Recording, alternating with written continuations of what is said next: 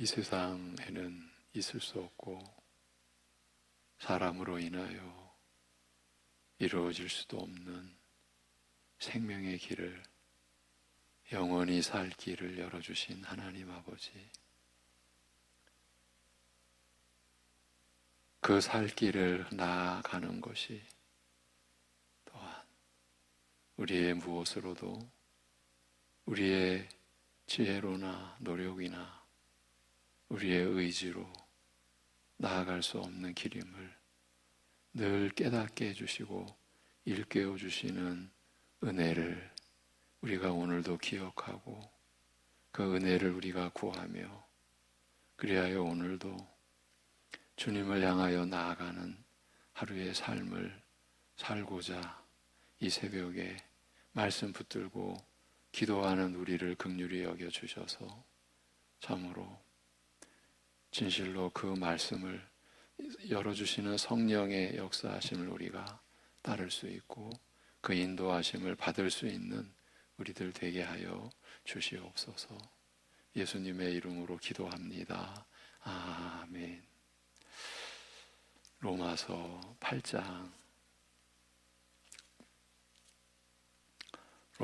8장을 일단 좀 펼쳐주셨으면 좋겠습니다. 로마서 8장.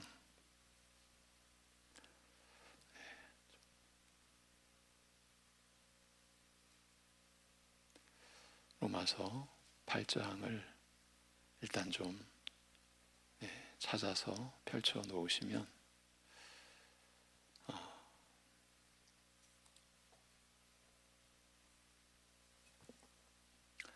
지난주까지 로마서 8장의 말씀을 전해드렸습니다.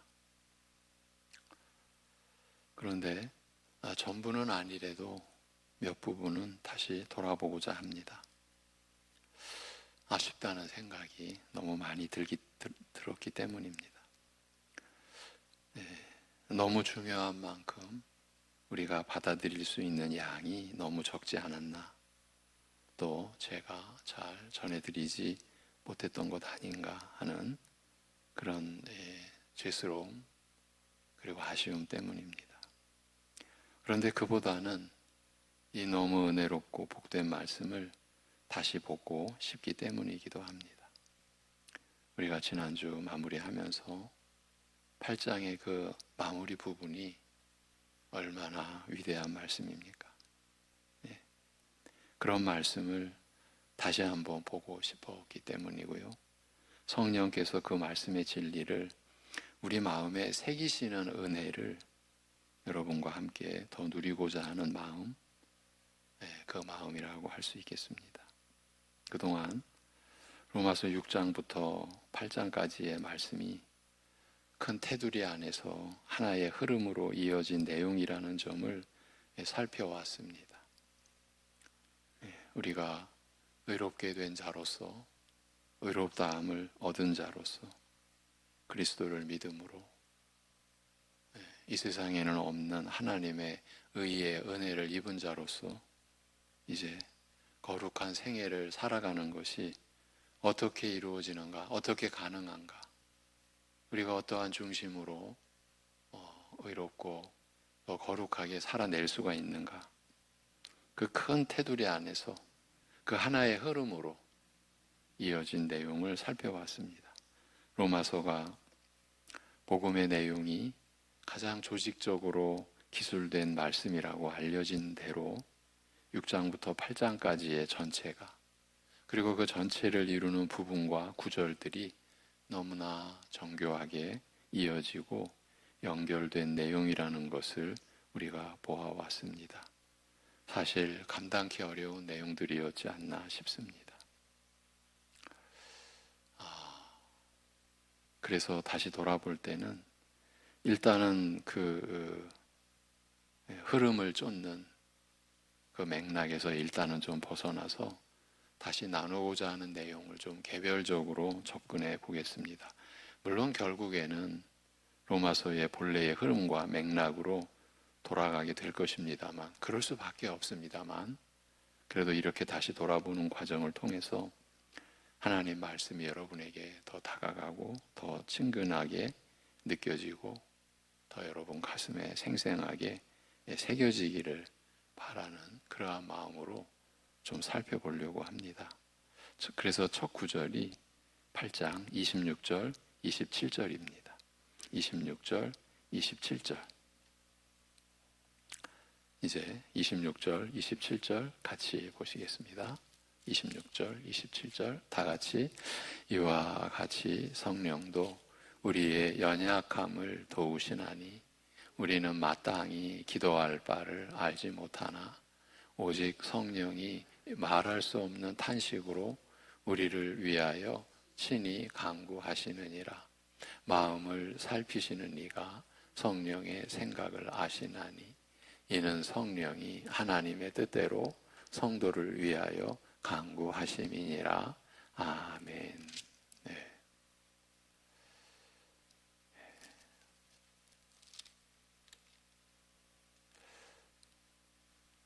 26절만 다시 한번 들려드리면 이와 같이 성령께서도 우리의 연약함을 도우시나니 우리가 마땅히 무엇을 기도해야 할지 모르나 성령께서 말로 표현하지 않은 탄식으로 친히 대신 간구하심이라고 합니다. 이와 같이 성령께서도 우리의 연약함을 도우시나니 먼저 우리 믿는 자를 가리켜 연약한 자라고 밝힌 사실에 주목할 필요가 있습니다. 일단 이 내용을 놓고서 여러분에게 이런 좀 질문을 드립니다. 도전을 드린다. 이렇게도 표현하고 싶습니다. 실제로 우리 신자가 연약한 자라고 느끼고 있을까요? 얼마나 느끼고 있을까요? 물론 현실 속에서는 우리가 못 감당하고 못 이뤄내고 하는 그런 현실 속에서 우리가 살아가는 것 물론 분명한데 실제로 하나님 앞에서 이제 신앙의 연륜이 짧은 분들보다 좀 오래된 분들을 향해서 제가 이렇게 여쭙니다. 하나님 앞에서 신앙생활을 그렇게 해왔으니까 어쩌면 그렇게 해왔기 때문에 우리가 연약한 가운데서 하나님께 받은 위로와 하나님의 말씀대로 살 수 있는 은혜를 입은 우리를 어쩌면 잊고 있는 것은 아닌가 이런 질문을 드려봅니다. 우리 구원의 토대와 근거가 되는 그리스도의 구속은 확실하여 부인할 수 없는 역사적 사실이며 그분을 믿고 의지하는 우리를 의롭다 하시고 하나님과 화목하게 하신 것도 굳건하여 움직일 수 없는 사실이며 성령을 따라 행하는 가운데 육의 소욕에 맞서 성령의 소욕에 순종케 하시는 그 은혜를 힘입어 살아가는 것도 신자의 삶에서 매 순간 확인되는 사실입니다만 오늘 말씀은 이런 우리를 가리켜 연약하다라고 말하는 거예요. 이만큼 은혜를 입었으면 혼자서 살아갈 만하다고 할 수 있을 것 같음에도 제가 여러분에게 도전을 드린 건, 질문을 드린 건 바로 이 부분입니다. 이제 웬만큼은 이렇게 은혜를 입어왔으니 나 혼자서도 살아갈 만 하지 않을까? 혹여나 그렇게 여기고 있는 것은 아닌가? 그럴 것 같음에도 본문의 말씀은 여전히 연약하다라고 말합니다.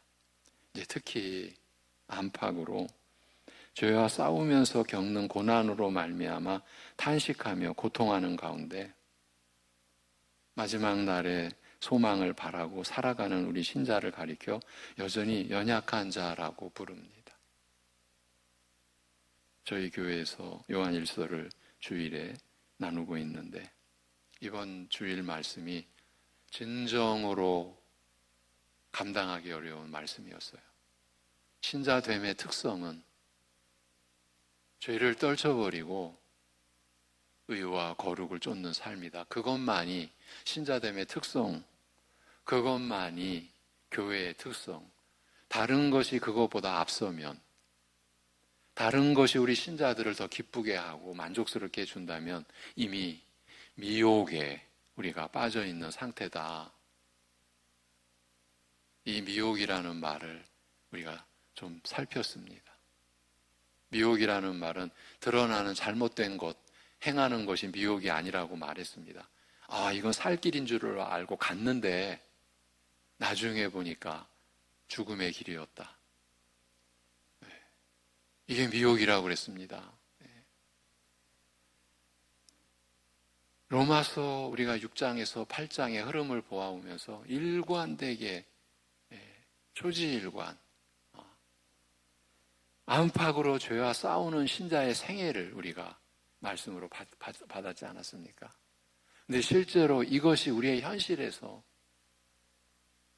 우리가 그러한 안팎의 죄와 싸움의 삶을 우리가 지금 살아내느냐, 아니면 이제 힘드니까, 시쳇말로 지겨우니까 좀 다르게, 좀 더 고상하게 신앙생활을 우리 나름대로 좀 더 고상하게, 우아하게, 그렇게 우리는 신자의 생애를 우리 나름대로 채색시키고 그렇게 좀 세련되게 신앙생활을 할 수 있는 것이 아닐까. 제가 어제 부산에 다녀와서, 장례식장 다녀와서 이제 우연찮게 요즘에 여러분들이 접하는 그런 유튜브나 이런 내용을 또 볼 수 있는 기회가 있었습니다. 제가 너무너무 깜짝 놀랐습니다. 내가 여러분과 나누었던 내용들을, 우리가 말씀으로 가는 길이 좁은 길이다. 그런데 너무나 넓은 길이 이 시대 교회 안에, 그리고 여러분에게 주어져 있다는 것을 또 한번 확인하면서, 이건 너무나 우리가 무서운 세태 속에 있구나.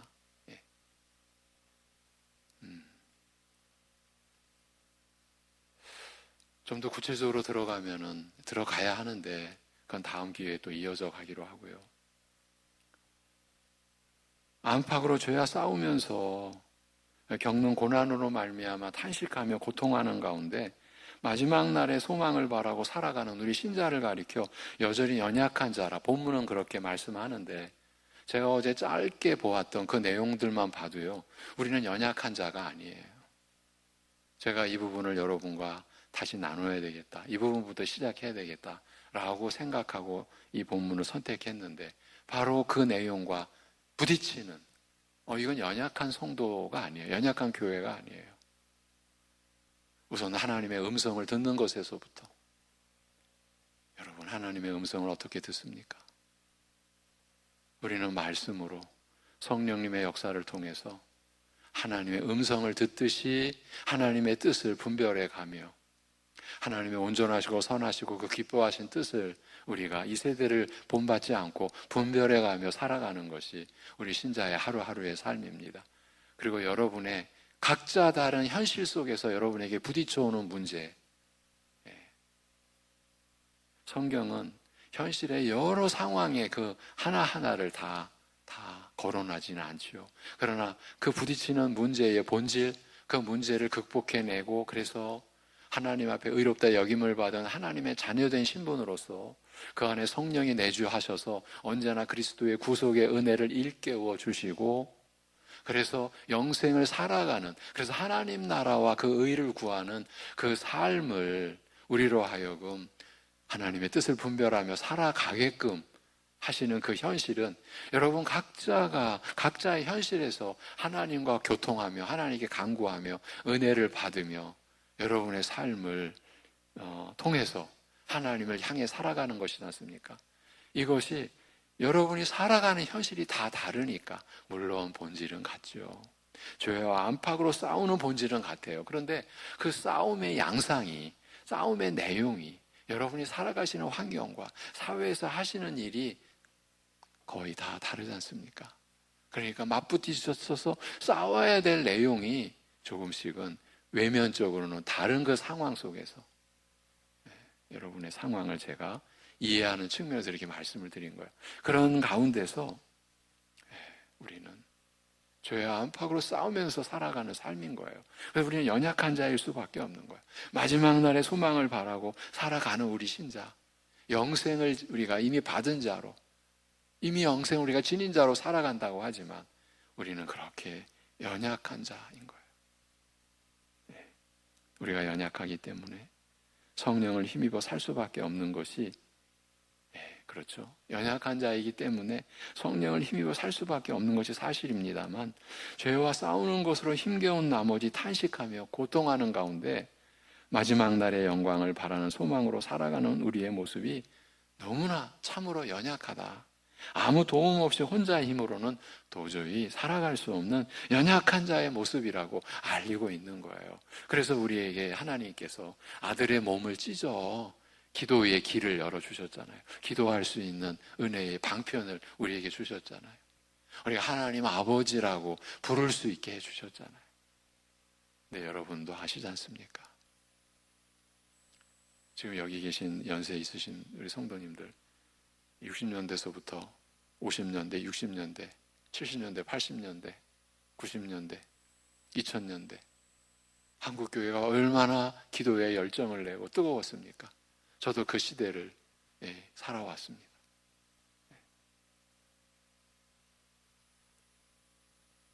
금요기도회만 해도, 제가 섬겼던 교회만 해도 어린이들까지 다 같이 인근 기도원, 그때가 광주 기도원이었습니다. 금요일 날에 거의 다 가서 북치며 찬송하며 그렇게 뜨겁게 기도했습니다. 근데 오늘날 교회는 어떻습니까?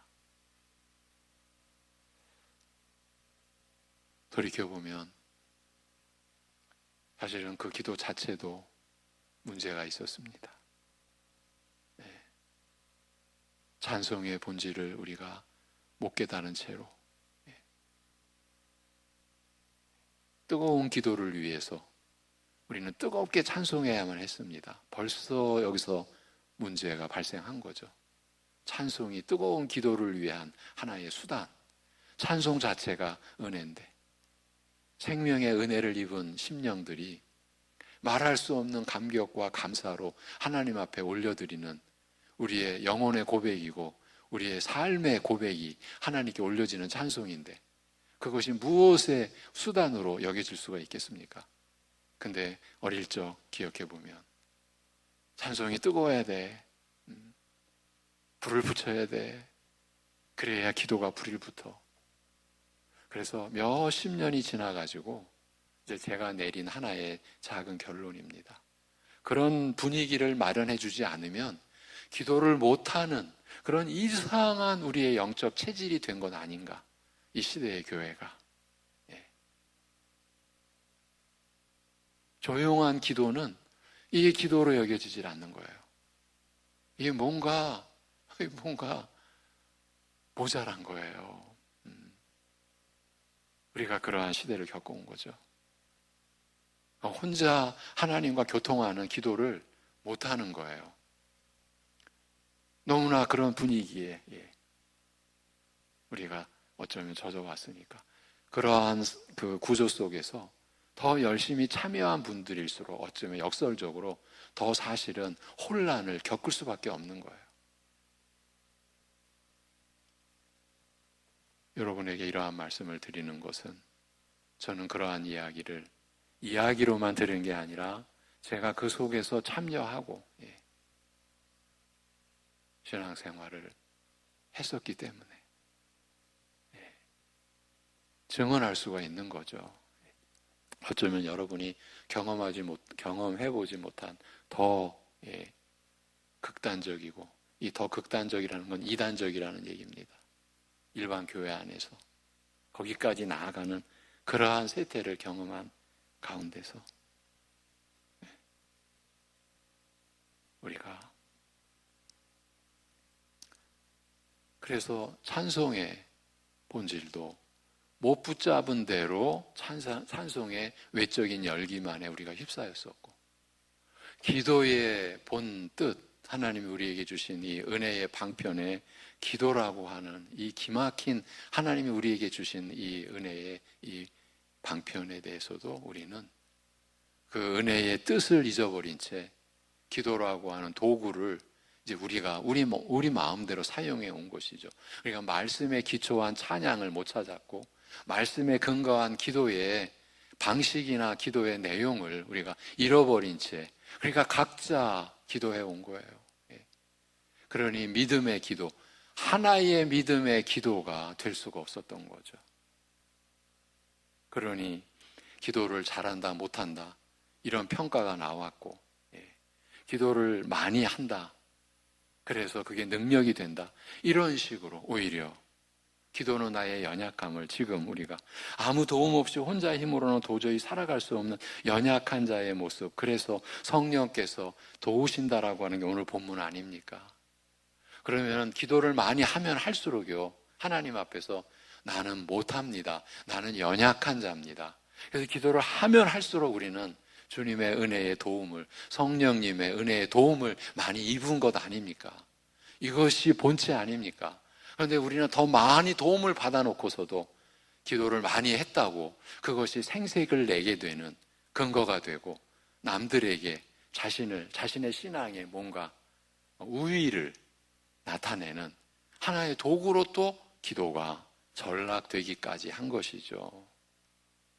기도로 인한 신앙의 이 무너짐, 기도로 인한 신앙의 타락, 여러분 신중하게 살피셔서 그러한 가운데 미혹당하지 않도록 하셔야 됩니다. 기도를 하실수록 우리는 더 주님의 은혜를 의지하게 되고 나는 부인되어져야 되고 그러면서 주님과 동행하는 우리 자신을 찾아가야 합니다. 드러낼 수 있는 내용이 아닙니다. 아, 내가 당신보다 더 많이 기도했어. 이렇게 드러낼 수 있는 수단으로 기도가 우리에게 주어진 것이 아닌 거죠. 이런 현 시대의 이 영적 이 바탕을 우리가 무시할 수 없잖아요. 우리가 이 시대의 사람들이니까 그러한 상황에서 우리가 신앙생활도 해왔으니까 여러분 그러한 우리를 연약한 자다. 우리는 얼마나 그러면 어떻게 연약한가? 우리가 마땅히 무엇을 기도해야 할지 모르는 그런 차원에서 연약하다. 하나님께 무엇라 아뢰어야 할지조차 모른다는 그 뜻 아닙니까? 기도라 하는 것이 기본적으로 내 사정을 하나님께 아뢰고 도움과 은혜를 구하는 것이라면 마땅히 기도해야 할 바를 알지 못한다는 것은 나의 영적 사정과 형편이 어떤지 제대로 깨닫지 못하며 이런 나에게 하나님의 어떤 도움이 필요한지 내가 무슨 은혜를 구해야 하는지조차 모른다는 그 뜻입니다. 지금 여기 영적 사정이라고 그랬죠. 여러분 영적 사정과 형편이라고 그러면 어떻게 이해하십니까? 이것도 분명한 내용을 가지고 있는 거죠. 영적 사정과 형편이니까 그냥 안 보이는 거, 그게 아닙니다. 영적이라고 해서 보이지 않는 것으로만 덥석 이렇게 접근하면 안 됩니다. 여러분이 여러분의 가정과 여러분의 사회에서의 어떤 일터에서의 그러한 위치와 자리에서 일들을 합니다. 우리는 육신적으로는 그렇게 살아갑니다. 그런데 육신적으로는 그렇게 살아가지만은 우리의 본래의 삶은 하나님과의 관계로 살아가는 거죠. 그 하나님과의 관계로 살아가는 것이 영적 사정과 형편이죠.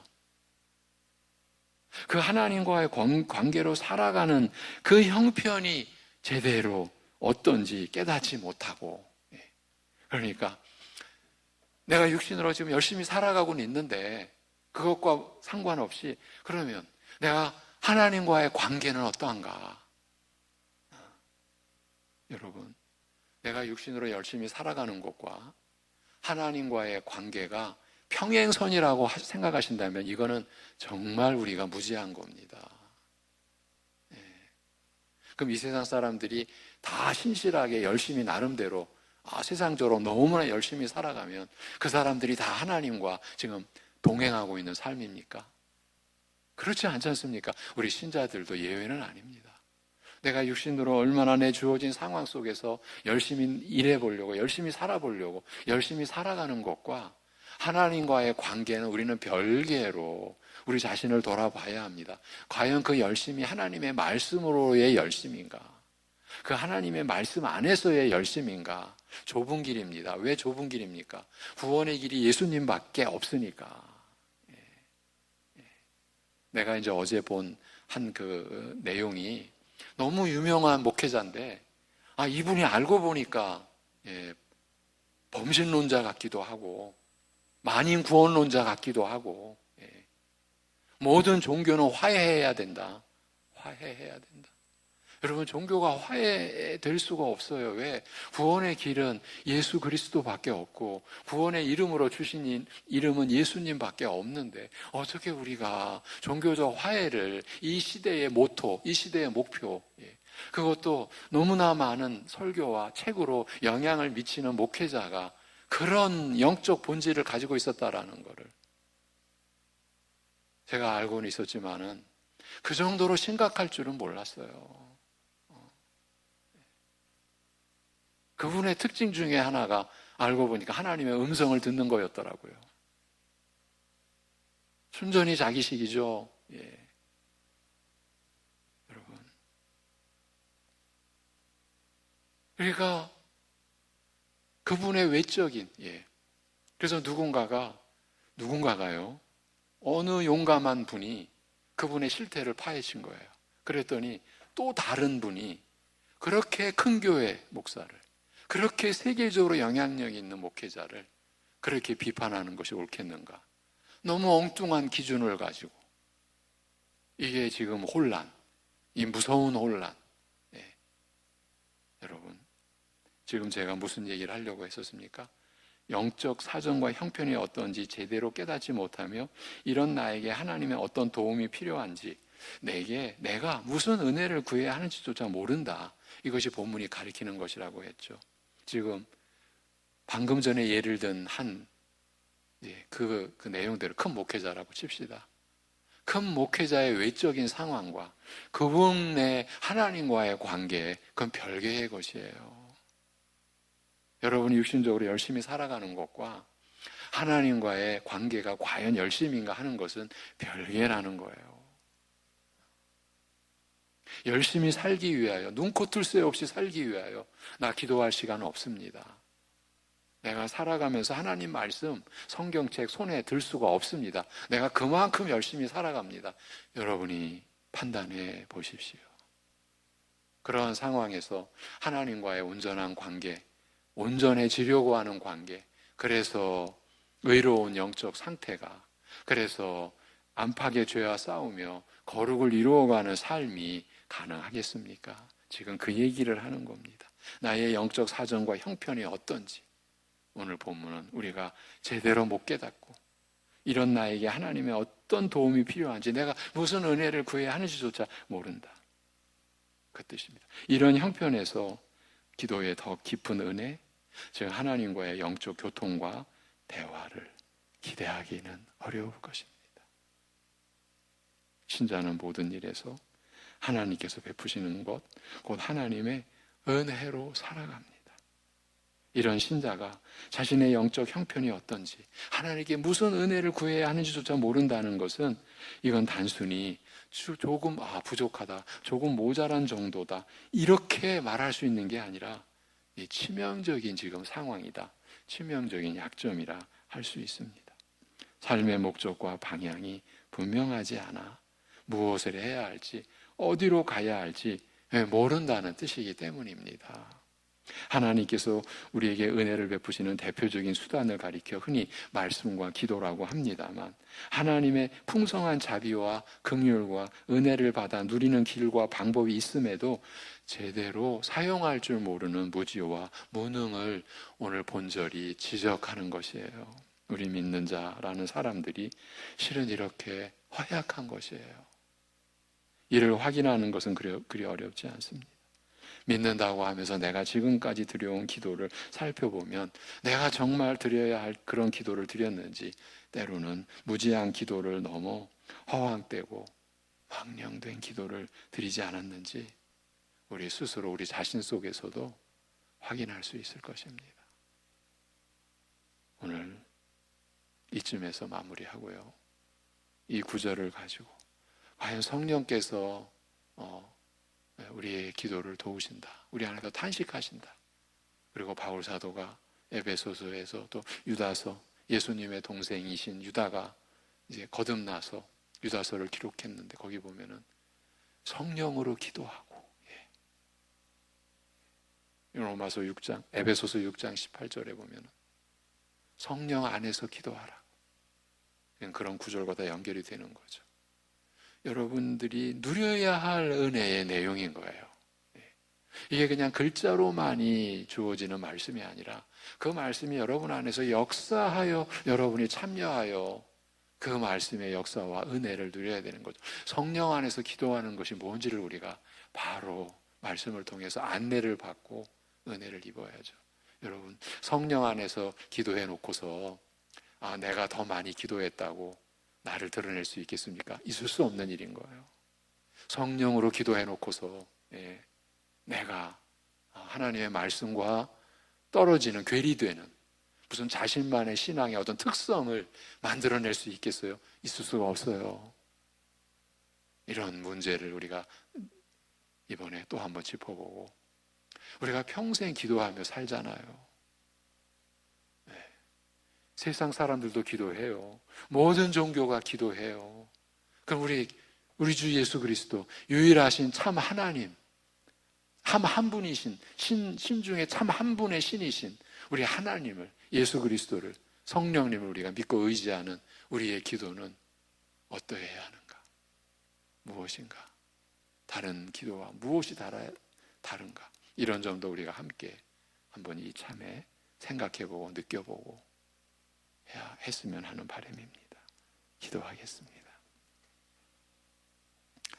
하나님 아버지, 어느 순간 우리가 들어와 있으면 안 될 자리에 어느덧 내 자신이 들어와 있는 것을 느끼게 됩니다. 교만한 자리, 오만한 그 생각, 신앙생활을 나름대로 하는 것 같은데 어느 순간 이미 도도해졌고 목이 굳어져 있는 우리 자신을 보게 됩니다. 그 자체가 하나님의 은혜인 줄로 믿습니다. 아버지 하나님, 왜 이 시대에 우리 사랑하는 교인들, 성도들이 왜 기도하는 일에 이렇게 무력해졌고 이렇게 기도하는 중심과 열심을 못 갖는지, 그러면서도 외적으로는 신앙생활 어쩌면 더 제대로 하는 것 같이 여기게 되는 이런 상황의 괴리를 하나님 아버지 극복해 갈 수 있는 은혜를, 깨달음을 우리에게 허락하여 주시옵소서. 그러기 위하여 우리가 말씀 안에서 기도의 길을 찾고 기도의 내용을 우리가 얻고, 우리의 영적 사정과 형편, 무슨 도움을 우리가 하나님께 받아야 되고, 그래서 우리가 어떻게 하나님 앞에서 간구해야 될지 기도할 수 있는 우리들이 되게 하여 주옵소서. 그런 우리가 기도해 놓고서 생색내고 남들과 비교하는 어처구니 없는 이러한 영적 실상을 우리가 이제 분별해내고 우리 자신을 살펴볼 수 있게 하여 주옵시고, 어찌하든지 성령 안에서 기도하는, 하나님과 교통하는 은혜의 그 실상, 우리 믿음의 선진들이, 우리 사도들이, 이름 없는 우리 믿음의 조상들이, 그리고 지금 이 현대 교회 안에서도 그렇게 신실하게 진실한 믿음으로 말씀 안에서 기도하는 그러한 은혜를 우리 모두가 다 같이 누리는 그러한 교회로, 그러한 우리들로 세워질 수 있게 하여 주시옵소서.